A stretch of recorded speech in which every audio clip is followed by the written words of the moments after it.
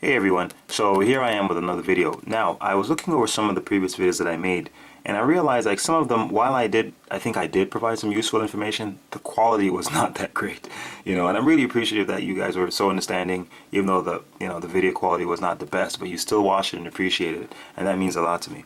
So I decided I'm going to remake some of them, and I'm going to start with the one on trees. Of course, I'm going to continue, adding new videos to the different series and so on. I think the next one may be the portrait drawing series. I'm going to actually start that next. So today I'm going to remake the tree drawing video. So how to draw trees with pen and ink. Now, before I get into that, of course, just want to thank everybody again for supporting my book. It really means a lot, the amount of support I've been getting. It's just awesome. I thank everyone so much who have actually went out and purchased it and was even kind enough to leave a review on Amazon. And as I said, feel free. You don't have to say anything nice per se. I appreciate genuine feedback. So whether it's something good or just something constructive that can even help me to reflect on what I did and so on and how I can improve that in the future, I appreciate that. Okay, so thanks everyone for supporting it, and even those who want to and wish to and plan to, I still appreciate the intent. Okay, so thanks so much everyone, I appreciate it.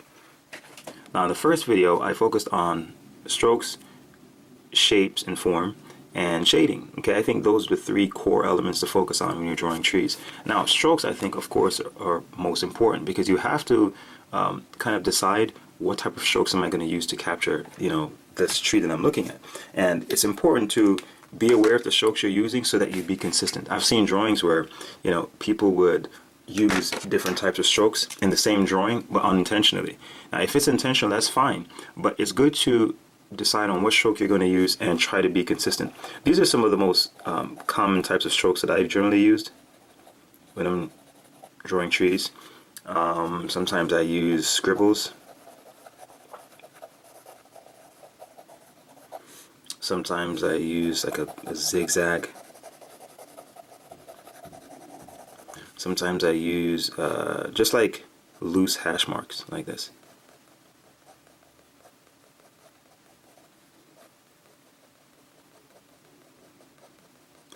Sometimes I use like something like this, but like overlapping, Another thing I think that's also important is that I also use curved hash marks, like that.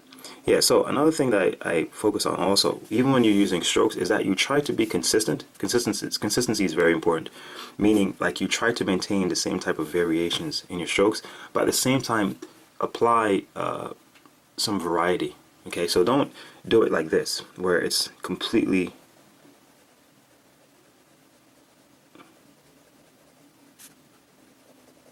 see, that's robotic, unless I'm drawing like a roof or something where it's very geometric and that pattern is there. But for natural forms, it's important to incorporate some variety, make some inconsistency. Some are larger. See, this appears more lifelike than this does. This is very geometric, and this is more organic, and that's the feel you want. You want it to be just like with drawing. As a matter of fact, let's go into shapes. So like when you're drawing trees, of course, sometimes, of course, when I'm sketching the tree, I may start out with something as simple, like this, right? Now, however, see how even and perfect the shapes of this tree is. Now, of course, in the actual drawing, you may do this in the beginning, but in the actual drawing, it's important to make those same shapes a little bit less perfect. Overall, they can be perfect, but it's important to apply some inconsistency. And this is a key difference with the way we see things in our mind and the way things are in reality. Like, for example, if you're drawing the eye, like children or even adults, the mind tend to believe, because we like order and unity, so we tend to draw the eye as if it's a perfect oval or almond shape like this, when in truth the eye is a little bit more asymmetrical. It's more asymmetric in its shape. See what I mean? So it's more like that than being, and even this is to a certain extent made a little bit more orderly than it really is. See, so we tend to like symmetry. We like when things are equal on both sides. So when you're drawing trees, be careful not to fall in that. Okay, and it will give your things a little bit more life. So like with this, you know, you wouldn't necessarily want to just make things be perfect like that. And this sometimes take effort. You have to tell yourself, I will not make things be the same. See, you break that monotony.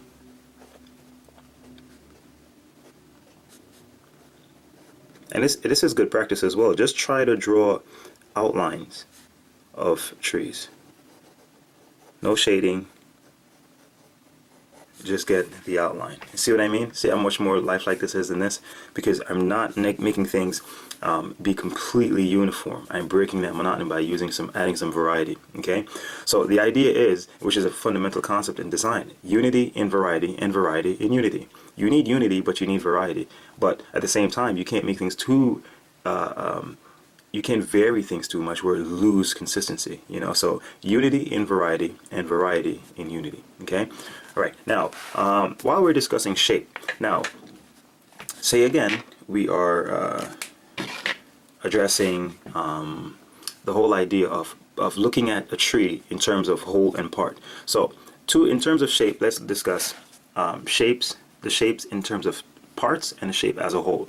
It's important before anything else to look, when you're looking at a tree, to sense its overall shape. That's like the gestalt effect. You know, you want to sense what does this thing look like as a whole. So it may look something like this. In other words, do not allow yourself to get lost in the details too much. Try to feel, what's the overall feel of this tree? What's the mass?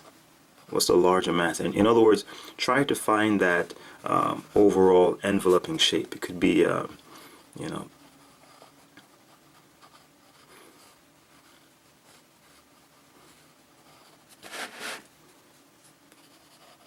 you see what I mean? Because ultimately, this is the character of the tree. It will give it, you know, that type of personality. So it's good to kind of like feel things out, and also appreciate the symmetry that you feel.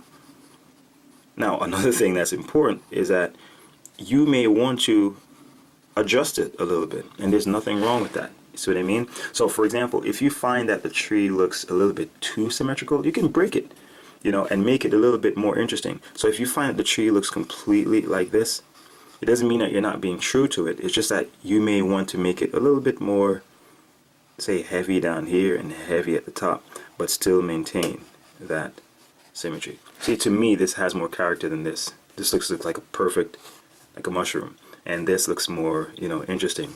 And I do stuff like that. That's my approach. You don't necessarily have to do that. You can just stick to what you see and do that. Now, let's move from the overall shape and start looking at small clusters.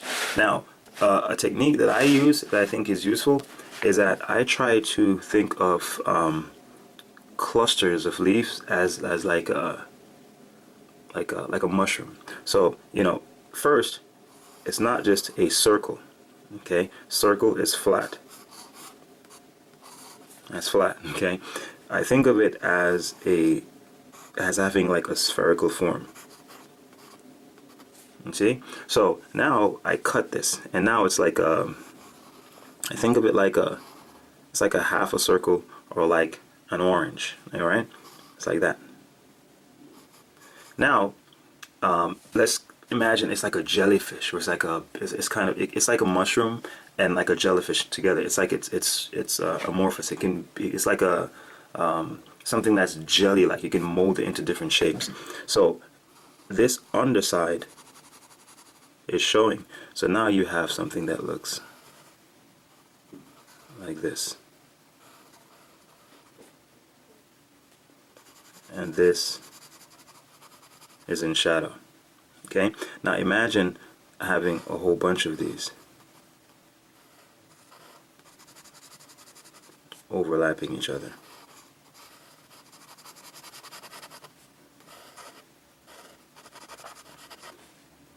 See, and eventually, what do you get? Well, you have something that may look like this. So say, for example, you have different clusters of leaves like that. Okay, and then use the pen and actually show you how I'm thinking of it.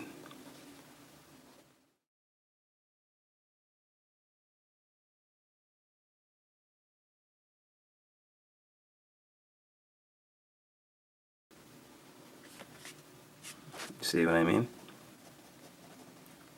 So even though this looks, may look a little complicated compared to this, this is the type of approach that I'm applying here. I'm seeing these different clusters of leaves as just simple little mushroom-like shapes that are amorphous. They don't have a fixed shape per se, but this is the way I perceive them. And the shadow underneath is almost like the underside that's showing, that you can see from underneath. Okay, and it's important to do that. Now, another thing that's important, what I addressed that about the outline of the tree, is that it's important to keep a loose and open form. So, just like with here, see, notice that what I did, I left certain open space. Well, there are areas of open space. So in other words, the contour is not completely connected. And it's important to do that because you make it more organic, you leave it open to breathe, and you're giving it space. Okay? Now, this can also, you can even think of this same shape as layers. So for example, let's say we have something like this. All right? And we have another one. And we have another one. All right? Something like that. Now, that would transfer to something that looks like this.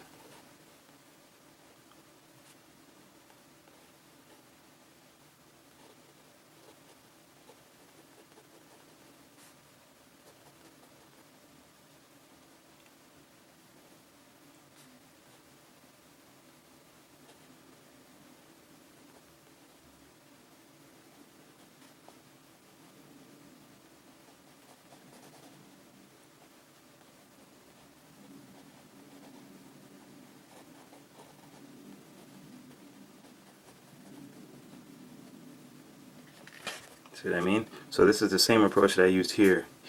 Alright?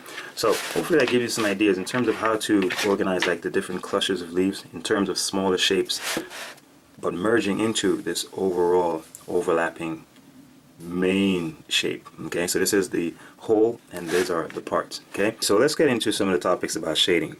Now, first and foremost, it's important to think of the trees or even the forms as three-dimensional. Okay, so they have volume. It's important to think of it in this way because it helps you to think of varying your strokes according to the areas and shadows. So say for example you have something like this, right? So let's say you have we're just going to use a spherical shape. It could be something like this, it could be something like this, but we're just going to think of something spherical for now. So let's say we have light coming from this side. So on forms like this, the shadow would form on the side away. Okay, now just like with a sphere, or a spherical form, light gradually weakens or shadow gradually forms in the areas that are facing away. So it gets gradually lighter or gradually deeper, however you want to look at it. Now the point is, if you have let's say we just have a tree, very simple, like this. Okay, branches, boom, like that. Now important thing to keep in mind is that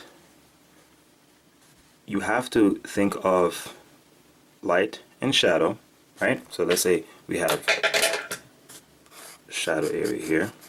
Now there isn't just light and shadow, it gradually goes into shadow. So let's say, okay, let's start putting in our little outline. See, notice I'm varying it and I'm making it open, right? It's not closed. I have our little branches here, right? A little tree. Okay, now as I'm going to use a particular pattern, this is my pattern that I'm going to use. I'm going to use these. I like using these.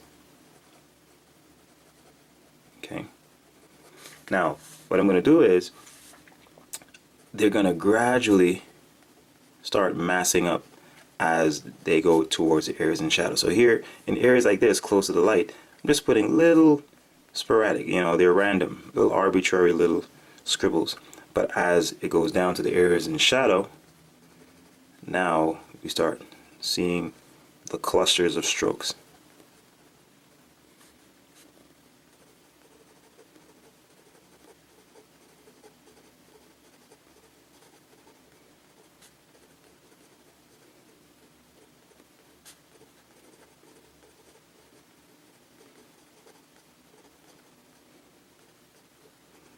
See that? So it's no just sudden light and shadow. You kind of have it gradually happen.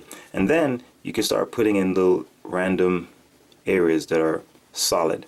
And of course, to kind of enhance the illusion of light and shadow, you can like deepen or shade in the branches that are close, and it gets lighter as it goes down here. So under here is receiving no light at all. And that's just a simple volume in terms of doing that. See that? Light and shadow. And this helps to create a sense of volume. See, you really feel like this is a spherical form. And basically, when you're actually drawing larger trees, you're just simulating the same idea. Now, even if you had something like this, okay? So let's say light is shining again, and we have light here. So this is the shadow area, okay? And we have a little like that. All right, so now I'm going to break this up even more. Let's say it's not just a simple shape like that, but this is the overall, the dominant shape. Now I'm going to break this up and say I have little clusters that look like this. See that? Okay, and now, so it's the same idea, light area, shadow area. So up here, you know, I'm keeping it like this.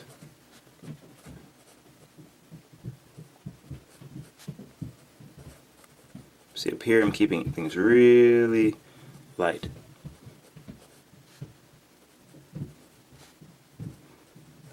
So over here is where we start seeing the shadow forming.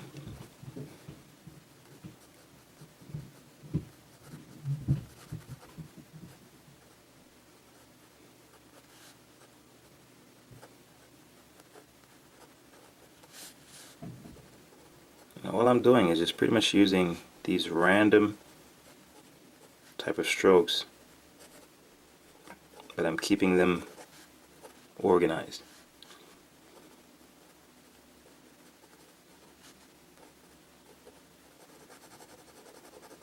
Under here, as I said,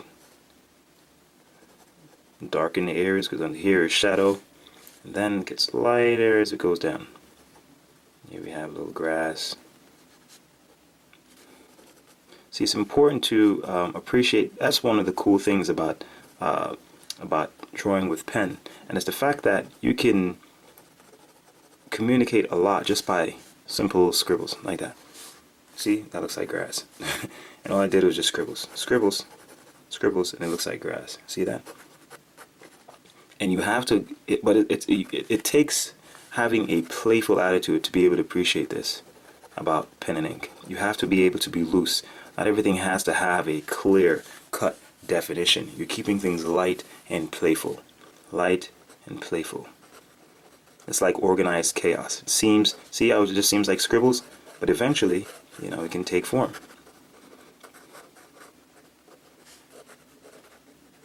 See what I mean?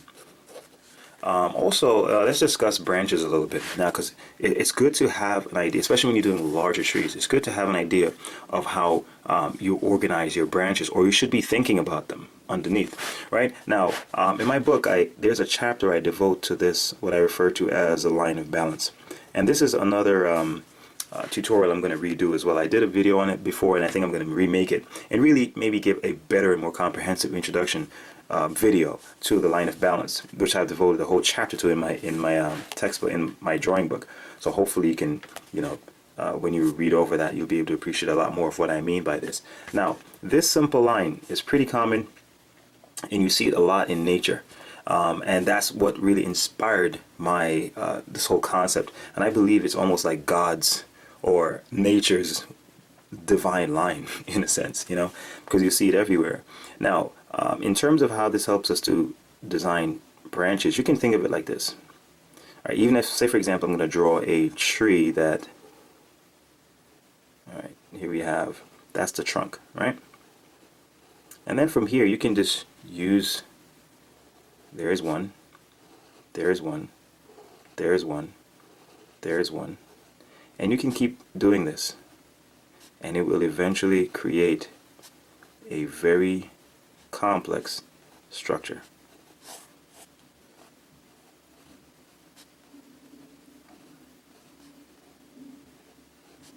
See that? Now, of course, if you're drawing trees, you may not necessarily need to go this detailed, okay, with it, but it's just to give you an idea of how you can use this to form a underlying framework for your tree, okay? So basically, even if you're drawing a tree that's fitting this shape or whatever shape it is, it's good to have a sense of like how does the branch help you to be able to form that cluster of leaves, because the leaves are really, you know, based on how the branches are. Okay, so like something like this, and here it could be shadow, and so on. Okay, so it's good to keep in mind how the branches are and creating the clusters of leaves. So I'm just gonna maybe just end this by just doing one drawing of a tree for you guys, and then you can just see how I develop it. I'm going to draw the overall shape and then break it up, and then you just see how I, you know, kind of like render it gradually, and you'll see my process.